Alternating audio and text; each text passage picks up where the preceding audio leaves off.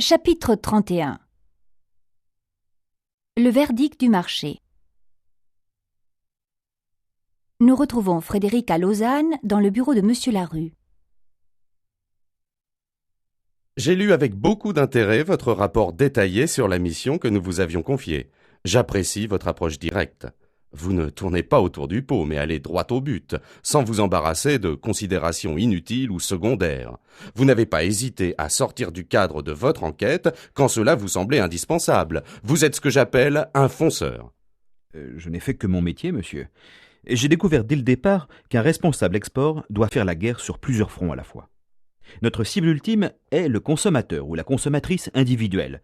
Pourtant, nos principaux contacts sont avec les réseaux de production ou de distribution dans chacun des pays de notre zone. Trouvez-vous leurs préoccupations tellement différentes de celles du consommateur moyen ? La comparaison n'est pas facile. Néanmoins, tous désirent le meilleur produit au prix le plus bas. C'est précisément le but que cherche à atteindre notre société. Au niveau production, nos tests de contrôle sont extrêmement rigoureux. Parallèlement, nous faisons un effort permanent pour améliorer la productivité. Notre objectif déclaré est la fabrication zéro défaut. D'accord, mais il y a eu quelques ratés. Vous n'ignorez pas que des engagements à long terme sur les différents marchés des denrées garantissent notre approvisionnement en matières premières à prix stable. Quant à nos ressources financières et à nos bénéfices, ils sont protégés au moyen de contrats à terme dans les différentes devises d'exploitation. Nos concurrents n'agissent pas autrement. C'est vrai. Alors, nous devons faire encore mieux. Vous conviendrez avec moi que le fermier polonais ou l'ouvrier tchèque se fiche pas mal de la hausse ou de la baisse des marchés à terme. Et ce que veulent les distributeurs, c'est la rapidité et la ponctualité dans la livraison des commandes. Je suis bien placé pour le savoir. Ça, c'est le travail des directions régionales. Le siège ne peut être tenu pour responsable de tout. Ce n'est pas ce que je voulais dire. La plupart des récriminations portent sur les emballages défectueux ou mal conçus. Je sais bien que certaines de ces récriminations ont trait à des points de détail, comme des tirettes qui résistent ou du papier d'emballage à l'arête coupante. Vous avez effectivement mentionné ces défauts dans votre rapport. J'ai déjà transmis l'information à nos chercheurs. Ils ont promis d'apporter des solutions satisfaisantes à ces problèmes, que vous n'avez pas été le seul à soulever. Je vous suis reconnaissant de votre soutien. Peut-être suis-je de plus en plus obsédé par notre image de marque.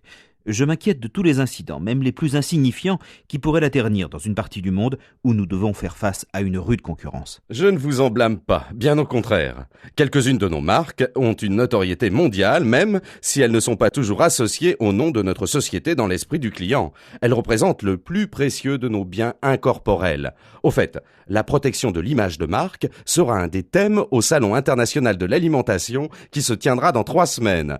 Nous nous y retrouverons probablement. Je n'en suis pas tout à fait sûr. Mon agenda est déjà bien rempli pour cette période. Si je ne peux pas y aller, j'enverrai mon assistant. Il suit de près mes dossiers. Ça lui donnera l'occasion de nouer des contacts personnels. C'est aussi un bon moyen de le responsabiliser et de le récompenser.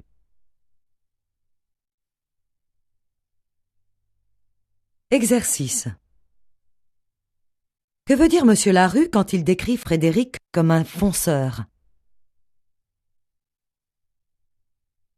Il veut dire que Frédéric ne tourne pas autour du pot, mais qu'il va droit au but sans s'embarrasser de considérations inutiles ou secondaires.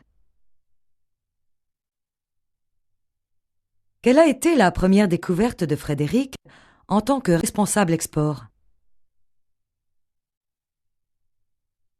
C'est qu'un responsable export doit faire la guerre sur plusieurs fronts à la fois. De quel front s'agit-il exactement ? Il y a d'abord la cible ultime, le consommateur ou la consommatrice individuelle. Et puis, il y a les réseaux de production ou de distribution qui se trouvent dans la zone d'activité du responsable export. Quel est, d'après Frédéric, le dénominateur commun entre consommateurs et réseaux de production et de distribution ? Tous désirent le meilleur produit au prix le plus bas. Frédéric semble accueillir avec un certain scepticisme la déclaration de Monsieur Larue sur la fabrication zéro défaut. Pourquoi ? Frédéric travaille sur le terrain. Il sait qu'il peut y avoir quelques ratés malgré la rigueur de tous les contrôles. Monsieur Larue est particulièrement satisfait de la façon dont la société gère les risques de fluctuation de matières premières et de change. Qu'est-ce qui vous fait croire que Frédéric n'est pas convaincu par ces arguments? Bien que timidement, il lui répond que les concurrents de Génal n'agissent pas autrement.